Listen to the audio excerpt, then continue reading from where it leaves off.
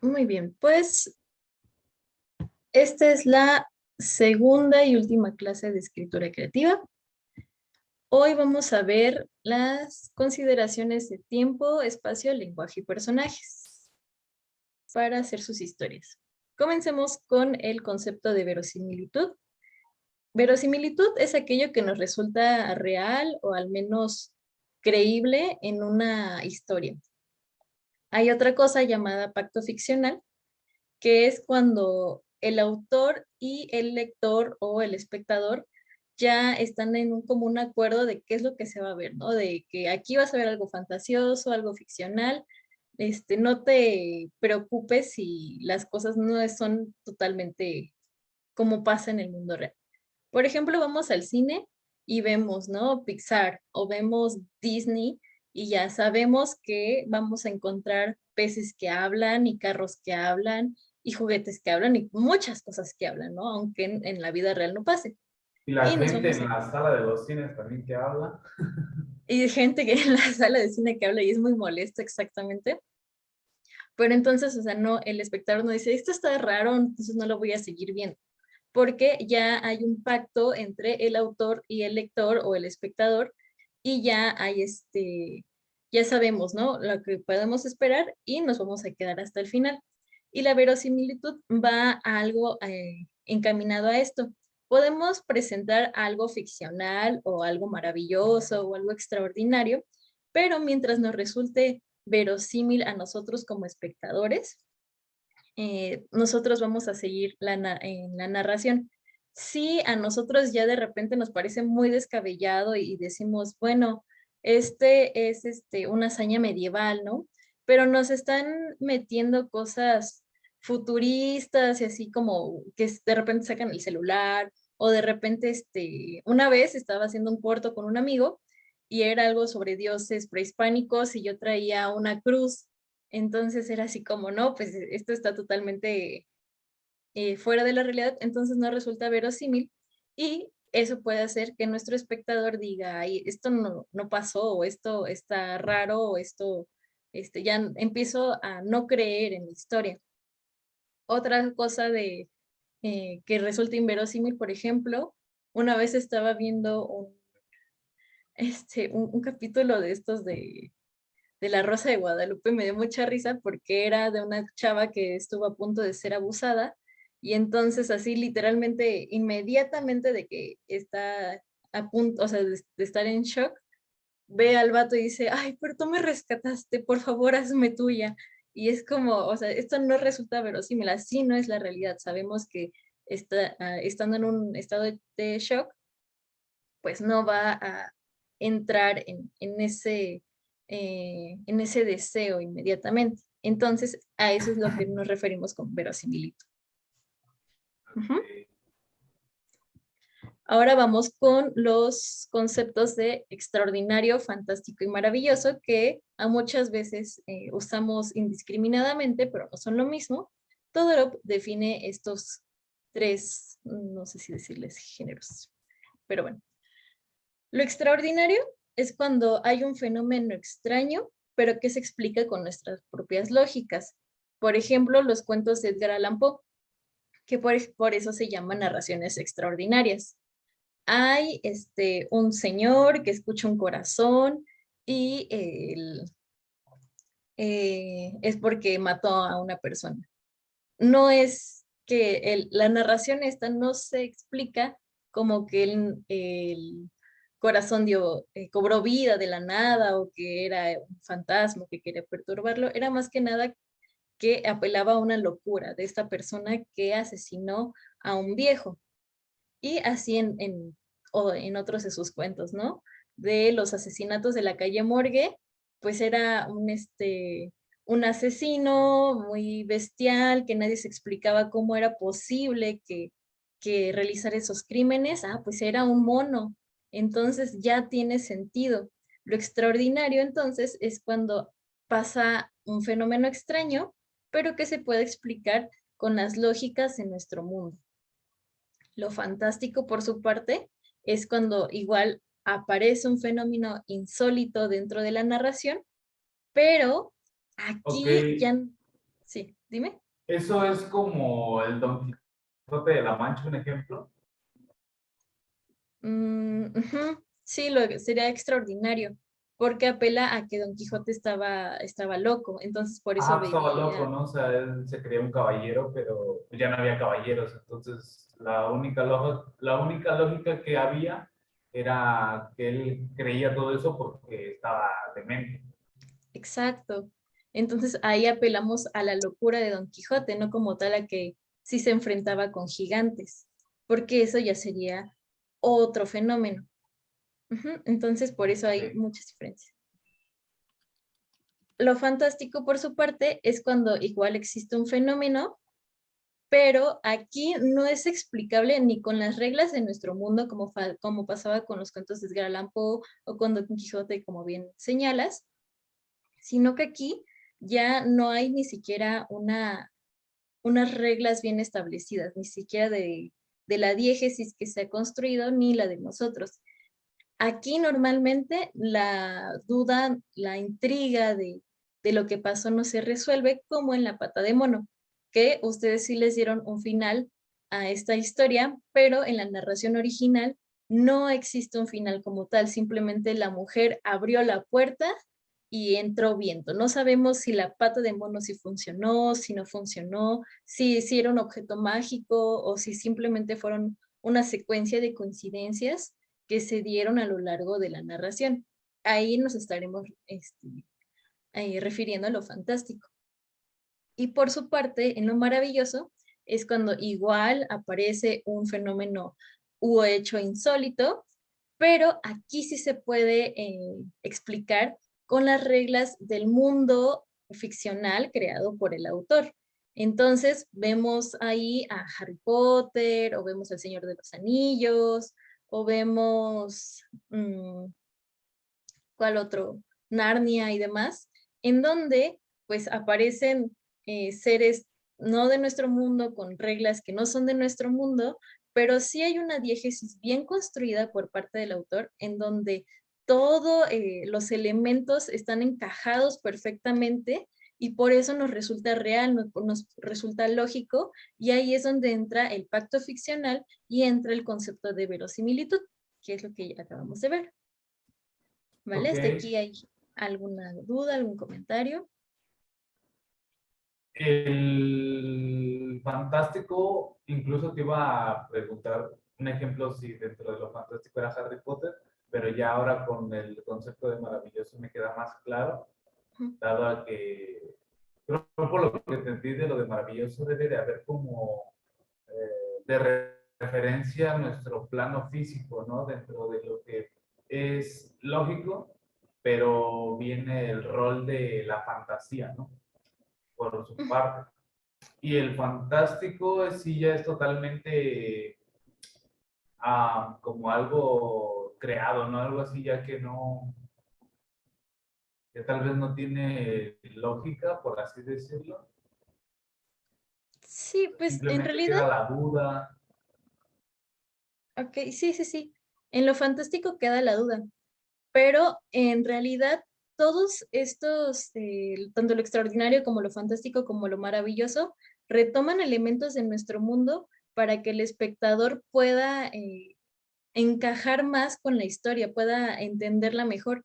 Si Ok. hiciéramos un mundo absolutamente ficcional, absolutamente creado por nosotros mismos, llegaría a ser muy difícil tanto para escribirlo como para entenderlo, porque no hay reminiscencia de algo.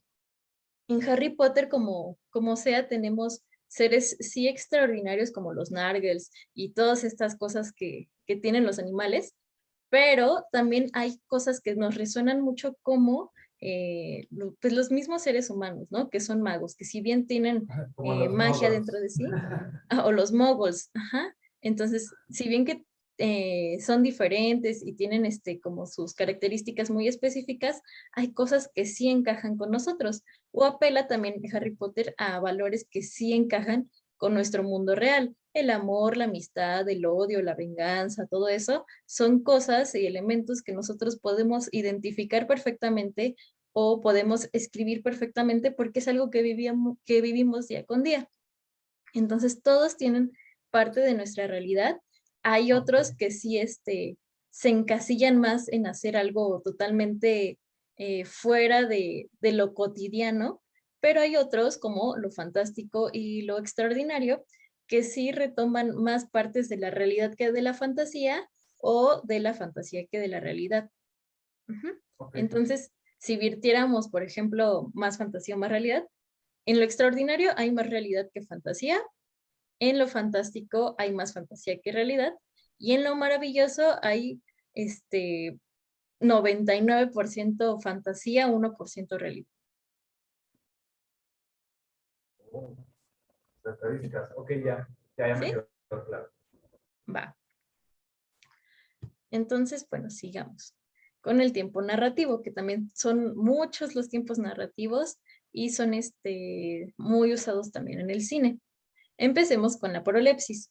La prolepsis es cuando se interrumpe la línea temporal de la narración para darle a conocer al lector un hecho futuro. Eso también es llamado como flash forward, que lo van a ver en guión, pero es algo que utilizamos comúnmente. Entonces vemos aquí las predicciones o vemos una lectura de mano o vemos algo así similar en donde, Sí, como una tipo visión, ¿no? exacto, una visión. Ujú, muy bien, mejor explicado. Luego viene la analepsis de las que les hablé también la semana pasada, que es cuando se altera igual la secuencia cronológica de la historia, pero ahora se traslada hacia el pasado. Esto también es llamado como flashback, pero pues creo que de flashback tenemos todos muy bien el concepto de qué es. Y, ujú, y elipsis es un salto temporal generalmente hacia el futuro, dejando ver al espectador lo verdaderamente importante. Entonces, no nos conviene a lo mejor ver a Juanito que sale de la tienda y luego va caminando por la calle y ve a un perro y luego va a Sí, comprarse. como que hace, o sea, ya damos por sentado lo que tuvo que hacer para llegar o trasladarse de una escena a otra, ¿no? Es Exacto. como, a veces, perdón, a veces en las películas, o sea, nunca ponen a la mujer o al vato, lo que sea, que se estén preparando de comer o estén comiendo o que vayan al baño, sino más bien eso es como ya muy, se da por sentado que llevan una vida normal, pero en el recuadro no lo plasman, sino se enfocan en la Exactamente. historia, no en su actividad cotidiana. Así es, muy exactamente, muy, muy, muy, muy bien. Tenemos que ver lo verdaderamente importante porque si no volvemos a lo que hablábamos también la semana pasada de Forrest Gump, sería algo larguísimo, muy pesado de ver, y Sí, tedioso incluso. Entonces, igual sería muy costoso porque, pues sí, o sea, grabar tantas escenas sería un incremento de dinero excesivo y entonces por eso tenemos que acortar a ver lo verdaderamente importante. Sale y entra a su casa, ¿no? Entonces ya todo ese tramo de camino ya nos lo cortamos o como muy bien dices, no vamos a ver que el personaje va al baño. Ir al baño sí es verdaderamente importante para la historia, ya menos pero de que si no, ocurra algo importante en el trama, como de transcurso de un lugar a otro, llegar a accidentarse, se encuentra alguien, o sea, que enriquezca la historia, ¿no? Más que nada. exacto, sí. Todo lo que sea para nuestra historia será importante. Lo que sea importante lo pondremos, lo que no sea importante mejor déjenlo por ahí, tenlo por sentado.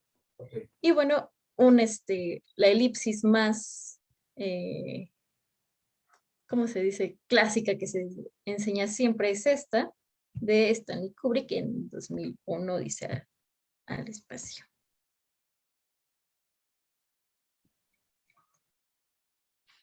A ver si se digna ponerse.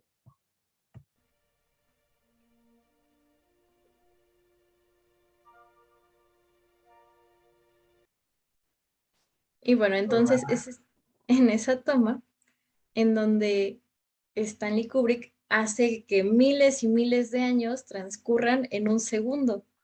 Pasa el hueso y de repente ya se ve, ay, ¿cómo se llama esta cosa?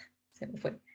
Bueno, el aparato ese que se ve, o sea, entonces ya no nos muestra toda la secuencia de los años, sino que se pasa hasta lo verdaderamente importante, es el tiempo en donde él quiere señalarnos la diégesis.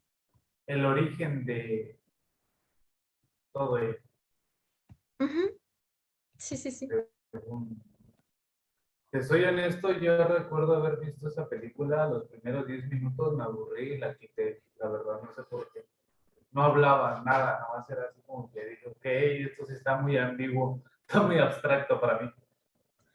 Sí, pues muchas veces era lo que hablábamos hace rato, es porque no haces el pacto ficcional con el autor o porque no simplemente te aburre y dices, ah, esto no es para mí, tal vez luego, ¿no? Y ya prefieres irte a ver otras cosas. Entonces también se vale.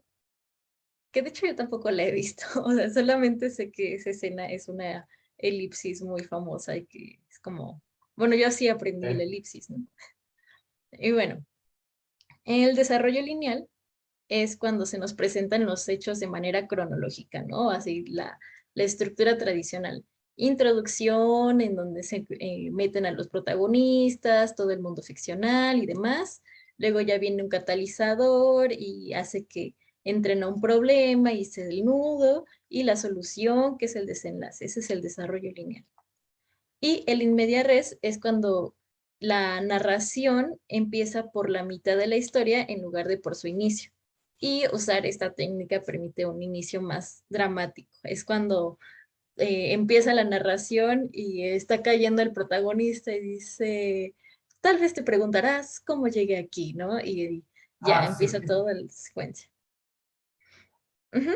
¿Qué ibas a Sí, decir? casi muchas eh, puestas de escena,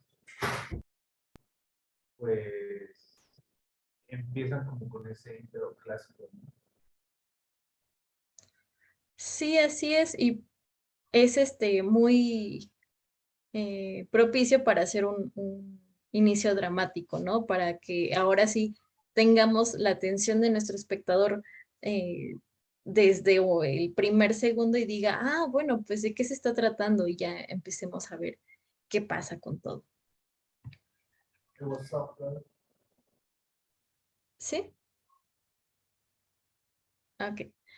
Luego, bueno, venimos con el cíclico, que aquí es cuando la narración comienza y termina en el mismo punto. Podemos también hacer ciclos con símbolos o demás. Por ejemplo, un disco girando puede ser el inicio de nuestra narración y terminar con ese mismo disco girando puede hacer que incluso sea una metáfora muy bonita de lo que queremos representar, de todo inicia y termina en el mismo punto. Y por su parte, el zigzag es cuando, Es, sí, perdón, creo que eso lo ocupa como, creo, una película, bueno, es la de Shrek, que inicia abriendo el libro ujú, ah, ujú. y al fin de la película cierra el libro, ¿no? O sea, como sabiendo que todo eso es un cuento, ¿no? Sí, sí puede ser. O sea, ahí ya es un ciclo por símbolo. Hay otras películas que empiezan en la misma escena donde terminan. Entonces, podemos Ah, sí, hacer. Sí, ahorita no la recuerdo una de, en específico, pero podemos hacer ese tipo de. la de eh, Memento, así inicia. Ujú, El brother que se tatúa supuestamente el asesinato de su esposa e inicia así como todo lleno de sangre, ¿no? ujú. Y sale el cuerpo que lo arrastra y todo eso. Entonces él como tiene, ¿cómo se le llama esto? Pues el Alzheimer. Se pone pistas y se tatúa cosas así, porque al otro día se le borra la memoria, pero está muy chida la película, pero termina con la misma escena con la que inició. Ah, bueno, pues sí, exactamente. Ese es entonces un ejemplo de narración cíclica. Muy bien. Igual hay otro tipo de narración que se llama en zigzag, que ahí es cuando el narrador o sí, el narrador nos quiere ir contando partes de la historia en diferentes tiempos. Entonces hace un zigzag. Está aquí en el presente y se va al pasado, se va al futuro, y presente y futuro y pasado, y entonces va haciendo esto. Un ejemplo de estas narraciones es, tenemos que hablar de Kevin, igual, ¿no? Está en el presente, pasado, presente, pasado, presente, pasado. Y entonces nos va mostrando ciertas partes de estos tiempos para que nosotros como espectadores vayamos haciéndonos un mapa de lo que está pasando, de lo que pasó y demás. Entonces, todos estos recursos Hasta los la de podemos qué ver. pasó ayer, ¿no? También es un poco así. Ándale, en ¿Qué pasó ayer? Hacen algo así, pero ellos lo hacen mediante las narraciones, o sea, como que llegan eh, a, a las vacaciones y demás. Hay una elipsis hasta que se despiertan y dicen, ¿y dónde está ¿Qué el pato pasó? este? Ajá, y entonces ya tienen que ir como haciendo, sí, una línea cronológica de así derechito de vamos a buscarlo y demás, pero luego llegan a un punto en donde se regresan, que esa sería una analepsis, y ya van y ya ven, ¿no? Ah, pues pasó esto y esto y esto, y regresan. Ah, bueno, pues seguimos acá. Y luego se regresan y dicen, ah, pues también pasó esto y ya. Regresan y siguen su camino hasta que ya tienen todo el bosquejo completo de qué es lo que pasó ayer. Entonces, sí, también ese es un ejemplo.